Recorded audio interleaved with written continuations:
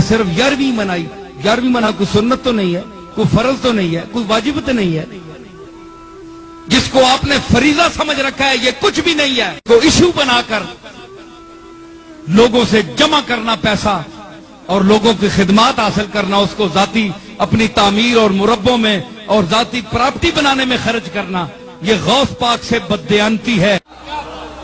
شیخ عبد القادر جیلانی رحمت اللہ علیہ سب سے بڑا توحید کا مدرس، یہ الگ بات کہ ہم آج اس کے 11ویاں کھا رہے ہیں، لوٹ رہے ہیں اس کو، اس کے نام پر ہم نے اس کی تعلیم چھوڑ دی، چاہے کوئی پیر ہو چاہے کوئی مولوی ہو،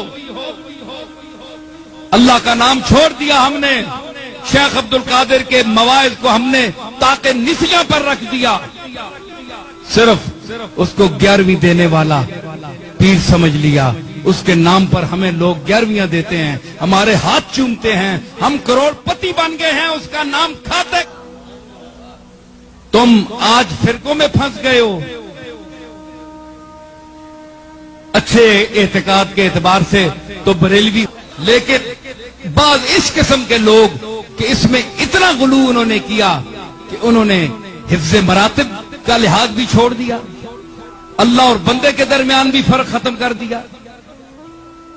تو مذاہب میں نہ الجھو، مسالک میں نہ الجھو، اپنے اولیاء اللہ کی اور ان کی تعلیمات پر عمل کرو، تب اگر کوئی ان کے نام پر تمہیں دے بھی دے تو تم کھاتے ہوئے اچھے بھی لگتے ہو، کوئی کام بھی تو تم نے کیا ہے، ہٹے کٹے کام بھی کچھ بھی نہیں، نہ محنت نہ مزدوری، کھانے رہو چوری، تو ساکیوے مجبوری۔ اگر آج کے پیر، آج کے مشائخ ان اکابر کی تعلیمات کا درس دینا شروع کر دیں تو ان کے خیال کے مطابق ان کی یہ چلتی ہوئی دکانداری بند ہو جائے، اس لیے پیران پیر کا درس نہیں دیتے، اپنی درگاہوں میں مولویوں سے اور درس دلواتے ہیں اور باتیں۔ میں نے بڑی درگاہیں دیکھی ہیں، اپنی درگاہ بھی ہے ہمیں بہت ساری دیکھی ہیں، کوئی کام کی بات نہیں ہوتی، ایسی باتیں جس سے کھچ کھچ کے لوگ بس صاحب مزار اور جو موجودہ پیر صاحبان ہیں ان کے ساتھ نتھی ہوتے جائیں، بس ان سے چمٹتے جاؤ، ان کو پیسے دیتے جاؤ۔ بھائی کیوں دیتے جائیں؟ انہوں نے کیا کیا ہے؟ ان کی خدمت کیا ہے؟ ان کی باپ دادا کی خدمت ہے، ان کی کیا ہے؟ ذاتی خدمت کیا ہے؟ ہمارا کوئی پیسہ حرام کا ہے پہ ان کو دیتے جائیں؟ سمجھ آئی؟ تو کم از کم سوچو، دینے والے بھی سوچیں کہ ہم کن کو دے رہے ہیں اور کیا یہاں ہو رہا ہے۔ کیا کوئی غوث پاک کی تعلیم عام کی جا رہی ہے یا صرف 11ویں منائی؟ 11ویں منانا کوئی سنت تو نہیں ہے، کوئی فرض تو نہیں ہے، کوئی واجب تو نہیں ہے، جس کو آپ نے فریضہ سمجھ رکھا ہے یہ کچھ بھی نہیں ہے، ایشو بنا کر لوگوں سے جمع کرنا پیسہ اور لوگوں کی خدمات حاصل کرنا، اس کو ذاتی اپنی تعمیر اور مربوں میں اور ذاتی پراپرٹی بنانے میں خرچ کرنا، یہ غوث پاک سے بددیانتی۔ یہاں تو بیعت کروا کے پتہ نہیں کہاں سے کہاں تک وہ دین سے دور کر دیتے ہیں۔ اس پہ میں اپنی کوئی بات نہیں کرتا، پیر نصیر الدین نصیر صاحب کی ایک کتاب ہے پیری مریدی کی شرعی حیثیت، جو پیروں کی عزت افزائی اس کے اندر انہوں نے کی ہے نا، انہوں نے ایک جملہ میں بتاتا ہوں، انہوں نے کہا آج کے دور میں جس نے اپنا ایمان خراب کرنا ہے نا وہ مرید ہو جائے، اور جس نے اپنا ایمان بچانا ہے تو پیروں سے اپنے آپ کو بچا کے رکھے، خود پیر ہو کے، ٹھیک ہے؟ میں نے خود ان کو دیکھا ہے، میری ملاقات بھی گھر میں ان کے ساتھ ایک دفعہ سیٹنگ بھی ہوئی، 2007 یا 8 کی بات ہے، تو ان کے پاس میں نے دیکھا ایک وہ بوڑھی سی عورت آئی، وہ پیسے لے کے نا ہاتھ میں پکڑا لیں، یوں اٹھا کے پڑے پھینکے، کہنی بی بی اللہ کو لو مانگ، پیر کے کر سکتا ہے۔ یہاں بھی جیل میں تقریر کر کے گئے نا، ایک بار ہی بلایا، دوبارہ انہوں نے بلایا ہی نہیں ہے محفل نعت میں۔ ان دنوں بارشیں نہیں تھی ہو رہی، تقریر ان کی رکھی ہوئی تھی، کم از کم 25-30 ہزار مجمع تھا، پورا اسٹیڈیم کرکٹ کا بھرا ہوا تھا۔ اس کے بعد یہ طارق جمیل صاحب کا جلسہ اتنا بڑا ہوا ہے جو وہ ہوا تھا، مریدوں نے بلایا، انہوں نے کہا تسی کہندے ہو پیر دیندے نے تے سارے پیر لے آؤ نا، بارش کرو، نہیں دیندا جے لے لو، اودی مرضی جو دے گا۔ اسی لیے تو کہتے آخری وقت جو جی وہ بھابی ہو گیا سی، جی یہ ہو گیا سی، وہ ہو گیا سی، اگر وہ بھابی ہو گیا سی تو پھر تہاڈی بزرگی چ کمی ہے کہ تہاڈی اولاد بھی ہو کے تہاڈے سلسلے چ بھی ہو کے وہ گمراہ ہو گیا ہے. پیر تو اسی لیے کیا جاتا ہے نا تاکہ آپ گمراہ نہ ہو. اگر پیر ہی خود گمراہ ہو جائے, مریدوں کو چھوڑ دے, اگر پیر گمراہ ہو رہا ہے تو بڑے بزرگوں کی بزرگی سٹیک پہ لگ گئی ہے جن کی وجہ سے وہ بیٹھا ہوا ہے. اچھا پھر میں آپ کو ایک واقعہ بتاتا ہوں. یہ شیخ عبدالقادر جیلانی رحمہ اللہ تعالیٰ کے بارے میں ایک واقعہ ہے جی. وہ ایک دفعہ ایک جنگل میں عبادت کر رہے تھے تو آسمان سے آواز آئی, ایک روشنی ظاہر ہوئی, عبدالقادر تجھے اللہ نے بخش دیا, اب کے بعد کوئی نمازیں نہیں, جو مرضی کر. تو انہوں نے پڑھا لا حول ولا قوت الا باللہ, تو وہ شیطان تھا چیخ مار کے غائب ہو گیا. شیخ عبدالقادر جیلانی نے کہا کہ نمازیں تو نبی کو معاف نہیں تھیں, میری کیا حیثیت ہے. تو جاتے جاتے اس نے کہا کہ شیخ عبدالقادر جیلانی تیرے اس مقام پہ پہنچے ہوئے 70 اولیاء اللہ میں نے بہکا دیے ہیں اسی بات کے اوپر, تو اپنے علم کی وجہ سے بچ گیا.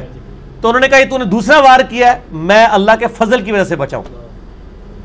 یہ اللہ اکبر, اس واقعے کی میں انجینئرنگ کرنے لگا ہوں کہ سر وہ جو 70 غوث تھے جن کو شیطان نے اوندھا منہ کر کے دوزخ میں پہنچایا ہے, ان کے لاکھوں مرید کدھر گئے؟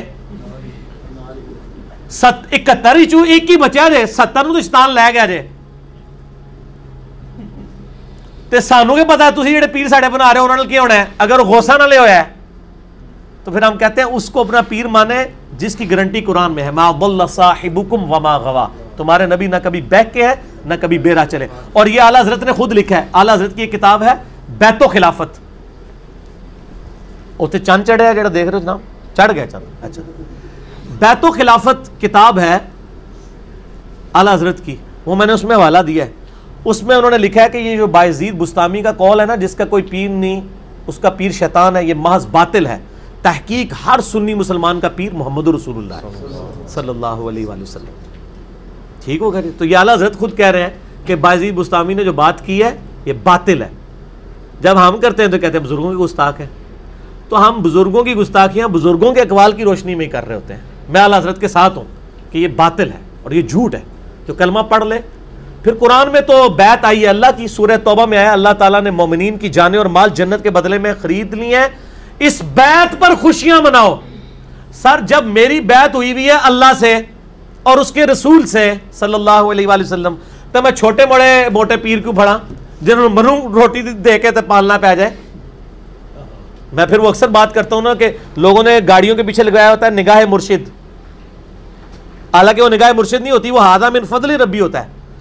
اور جن پیروں کو یہ نذرانے دے رہے ہوتے ہیں ان کا بھی کام ہے کہ وہ اپنی گاڑی کے پیچھے لگوائیں کہ مریدین کے نذرانوں کی برکت سے, اور وہ سچ بھی ہوگا.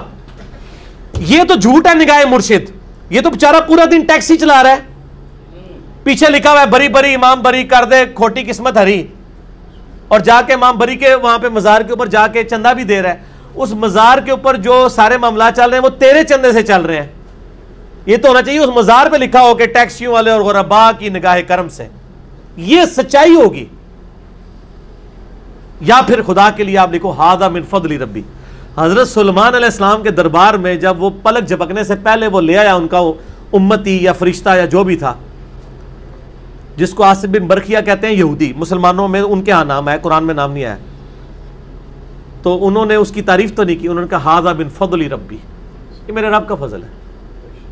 حضرت زکریا علیہ السلام مرشد تھے سیدہ مریم کے, سورہ ال عمران میں آتا ہے بے موسمی پھل وہاں پڑے ہوئے. حضرت زکریا کہتے ہیں تیرے پاس مریم یہ فروٹ کہاں سے آتا ہے؟ وہ مریم اگر آج کی ہوتی نا تو کہتے حضور نگاہ مرشد ہے, تہاڈی دعاواں دی برکت ہے. انہوں نے کہا یہ میرے رب کے پاس سے آتا ہے. اگے حضرت زکریا نے بھی کہا کہ میں تینوں سکھایا سی, تو میری مریدنی, تیری جرت میرے بغیر ڈائریکٹ اللہ تک پہنچ رہی ہے نہیں. جب انہیں بات سنی چپ کر کے محراب میں چلے گئے اور یہ سوچا کہ جو اللہ مریم کو بے موسمی پھل دے سکتا ہے مجھے اس بڑھاپے میں اولاد بھی دے سکتا ہے, میں بھی بے موسمی ہوں. اور کہا یا اللہ مجھے اولاد دے دے جو اولاد یعقوب کا وارث بنے. یہ خانقاہ ٹیمپل آف سلیمان, یہ جو خانقاہ ہے ہیکل سلمانی, اس کا مجھے ایک گدی نشین چاہیے. یہ تہاڈے لیے گدی نشین نہیں, نبی جو توحید سکھائے, جو اولاد یعقوب کا وارث ہو بنی اسرائیل کا. اللہ نے ان کو بڑھاپے میں, وہ بڑی پیاری دعا ہے سورہ مریم میں, میرا بال سفید ہو چکے ہیں, سر چمک اٹھا ہے سفیدی سے, میری بیوی بھی بانجھ ہے, میں بوڑھا لاغر ہو چکا ہوں, پھر بھی مجھے اولاد دے دی اللہ نے. ٹھیک ہوگا جی.